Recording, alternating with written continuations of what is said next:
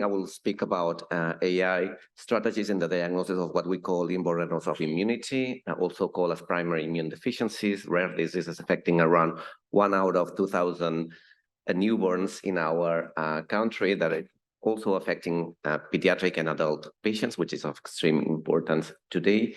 And we are lucky because those diseases do have warning signs that allow us early diagnosis, both at primary care and at hospital level. But despite of that, we have a diagnosis of delay, which is around 3 to 7 years in Europe.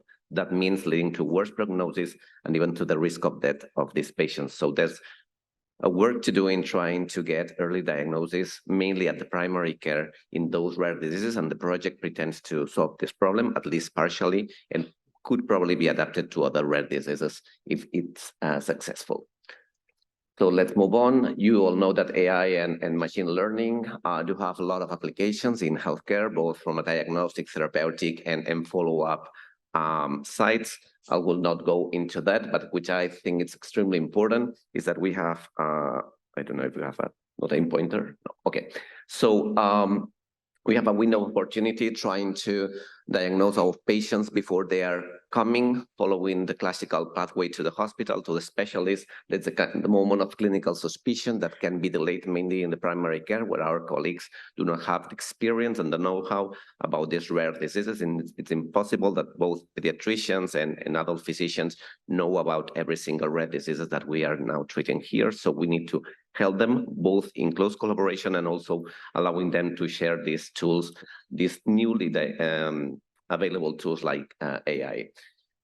But we have several problems with that. That's not that easy. We try to pick up data from the medical charts, but you know that data is not that well structured. So what we need to do is to try to structure this data, and the campus is doing a great job on that.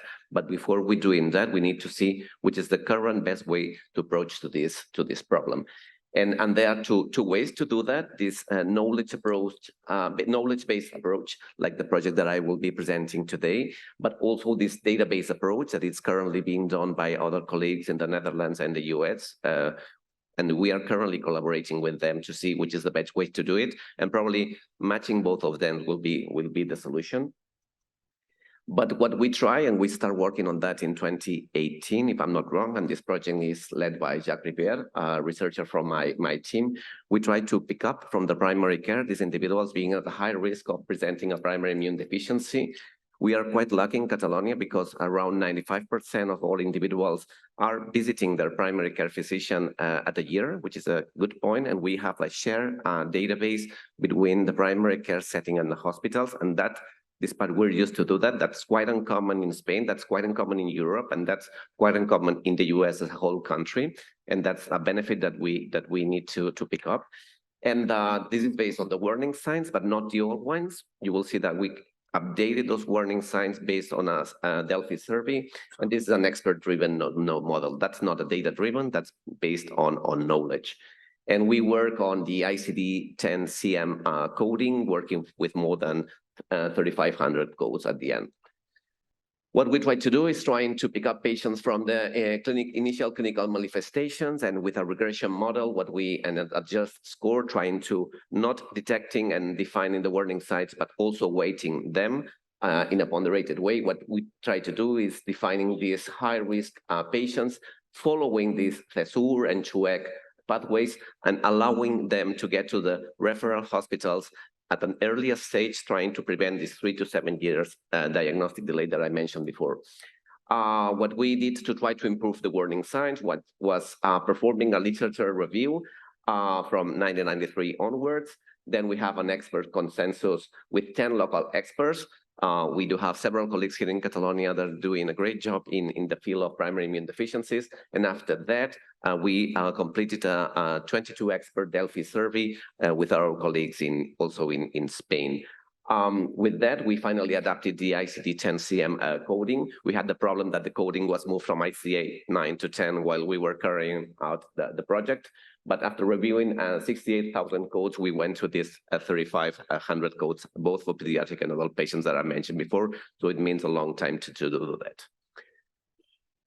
So after that, what we were able to do is creating these new warning signs that are not only including infections like the old ones, but also autoimmunity, cancer, and allergy, which is the current clinical phenotype of our patients. And that's true for pediatric and also warning signs. And you will see that we have this 26 plus 1, 23 plus 1, rather than 27 and 24. And the reason for that is that presenting more than one warning signs means a patient being at high risk of presenting this primary immune deficiency by themselves. So after creating these newly adapted warning signs, we went to the primary care. We tried to pick up all the data. You know that when you are visiting your primary care physician at the very end, if he wants to close the visit, he needs to give a code to what happened there. So it's relatively easy to pick it up. And this is quite well-structured data because we're working on ICD coding, sorry. And what we did is trying to see what was going on in our area, which are around 100,000 individuals. And the test was positive for more adult patients than for pediatrics. You can see that 1.5% in the adults and 0.4% in the pediatric population. This is extremely important, but because it highlights the prevalence of patients at risk of having a primary immune deficiency in the adult population. And it is not well covered in many hospitals, as it is in our ones. We identify the most commonly warning signs, severe infections in pediatrics and bronchiectasis in adults. And once we have done that, we try to see how things went from the primary care to the hospital, whether we were able to have the patients at an earlier stage. And it worked for pediatrics. 13 patients were detected, and the clinician decided to send 3, and all of them had a primary immune deficiency. And when we were working to see whether the pathway worked for the adults, we had a problem that you all know. It was COVID-19, and everything got stuck at both the primary care and the hospitals. So we need to stop working on that for a couple of years. When we just start coming back to that after the COVID pandemic, and this is 2022, and we have an additional push from Catsalud, and working together with a group on implementation science that, to be honest, I didn't know that they exist, and they help us to move our projects to a real life. We need to go back to our own data and see whether we were able to detect our all pediatric and adults well-defined primary immune deficient patients, to see whether we have been able to diagnose them at an earlier stage. And we realized that our success rate was around 30 to 40%. That means that 3 out of 10 patients would have an early diagnosis, but that was not true for the whole cohort. That means that we need to do an extra effort on that. This is the warning signs with a top discrimination success rate. And what we are doing now is trying to redefine and reweighting the warning signs with an international Delphi survey that will be performing in 2024. We are also integrating data on medication use, validating our results in other well-defined US cohorts at that time. And we were now comparing data approach and knowledge approach to see which is the right way to do that. And with that, I finished. Thank you, Anna. Thank you. Thank you very much.